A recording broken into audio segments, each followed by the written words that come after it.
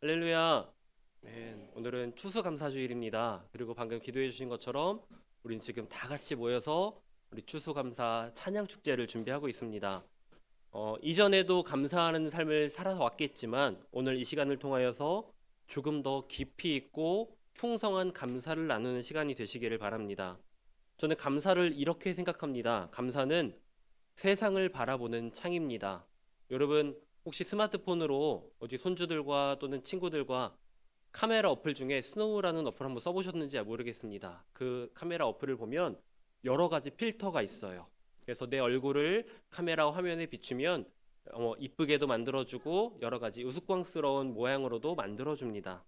그렇게 그 필터의 너머에 우리의 모습을 보면 우리의 모습은 그 필터에 따라 보여지게 되는 것이지요. 그런 것처럼 우리가 세상을 바라볼 때도 감사라는 필터를 가지고 감사의 창을 가지고 세상을 바라볼 수 있었으면 좋겠습니다.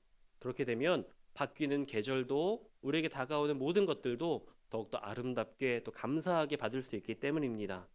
그 감사의 창을 통해 여러 계절을 보다가 우리는 이 말에 도착하게 될 것입니다. 오늘 4절에도 있었지만 내 삶에 버릴 것이 없구나라는 결론에 도달하게 됩니다.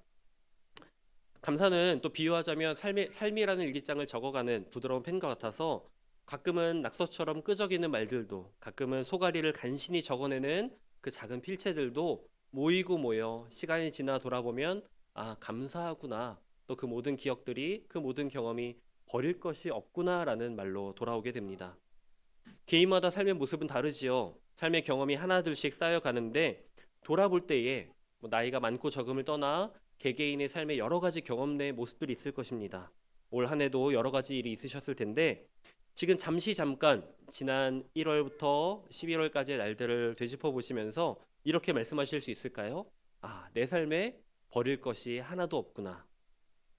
물론 내 삶에 버릴 것이 없다라는 이 고백은 참 쉽지 않습니다. 곱씹어 볼수록 어려운 말입니다. 왜냐하면 여러 가지 거리낌이나 불편한 일들, 때로는 하나님 왜 내 인생에 이런 일들을 주셨습니까? 라고 하나님을 원망하고 싶은 어려운 일들도 우리 삶에 있기 때문입니다.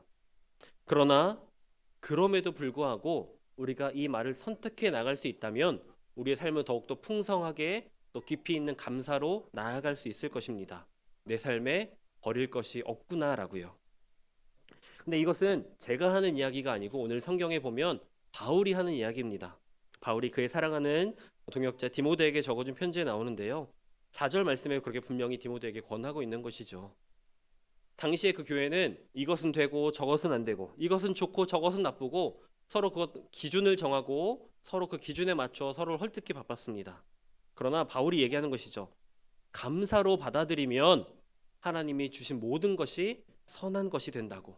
감사로 받아들이면 우리 삶에 경험한 모든 것들이 버릴 것이 없다고, 하나도 무의미한 것이 없다고 디모데에게 또 이 시간 우리에게 말하고 있는 것입니다. 근데 아시듯이 바울이 감옥에 여러 번 갔죠. 이 디모데에게 쓴 편지도 감옥에서 쓰여진 편지입니다. 그냥 곰곰이 감옥에 앉아 시간만 지나가기를 기다리고 있던 것이 아니라 바울은 감옥에서도 옥중에서도 자기의 할 일을 했던 것입니다. 에베소에 두고 온 디모데에게 여러 가지 생각이 들어서 약간은 걱정도 되고 조바심도 났겠지요. 그래서 펜을 들고 이렇게 편지를 적어낸 것입니다.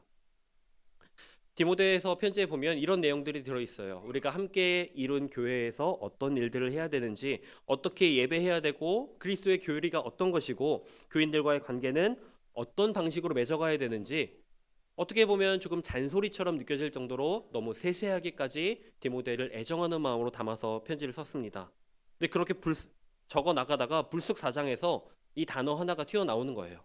감사라고요. 다 이해될 수 없을 때에, 다 허용할 수 없을 때에 그때 디모데가 이 말을 떠올려 보길 원한 것이죠. 사람들은 다투고 자기들의 말이 옳다 하고 싸우고 있을 때에 그것을 감사함으로 받으면 어떠한 것도 악한 것이 없고 모든 것이 선한데, 감사함으로 받으면 내 삶에 기뻤던 일도 슬펐던 일도 또 힘들고 눈물지었던 일들도 버릴 것이 하나 없는 의미 있는 일이구나라는 것을 알게 되는 것이지요. 오전에도 목사님 말씀해 주셨지만 우리 김진주 권사님이 고백하신 것 중에 질병으로 인해서 투병하시면서 가장 감사한 것 중에 어떤 것이 있으신가요? 라고 여쭤봤더니 사랑하는 남편이 주일 예배를 나오지 않다가 내가 아프니 나를 위해 교회 나오기 시작했고 예배를 드리다가 하나님 말씀이 너무 좋아서 목사님 말씀이 너무 좋아서 이제는 어서 가자고 얘기하는 상황이 되었어요라고 고백하셨던 그 말씀이 너무나도 감사했습니다. 물론 질병은 너무나 힘들고 어려운 일이었고 항암 치료도 너무 고통스러운 시간들이었지만 권사님의 고백은 그 시간도 버릴 것이 없다는 것이었습니다. 그 시간을 통해 영혼을 구원하시고 우리의 삶 속에 감사를 채우셨으니까요. 그래서 오늘 이 시간 우리 추수감사 찬양제로 나아간 우리 모두 안에 이 고백이 채워졌으면 좋겠습니다. 감사로 세상을 바라보고 그 세상을 바라볼 때 내 인생의 모든 한결이 버릴 것이 하나도 없구나라고요. 내 삶의 모든 것이 하나님의 은혜이고 하나님의 인도하심이구나라고 고백할 수 있는 저와 여러분이 되시기를 축복합니다. 어떻게 찬양 준비는 많이 하셨나요? 어제도 너무 뜨겁게 열정적으로 준비해 주셨던 것 같은데 우리 팀만 잘하는 게 아니라 우리 기관만 잘하는 게 아니라 서로 같이 감사의 고백으로 함께 찬양하며 우리 안에 잃어버린 감사가 회복되는 그런 놀라운 기적의 시간 되시기를 주님의 이름으로 축복합니다. 기도하겠습니다.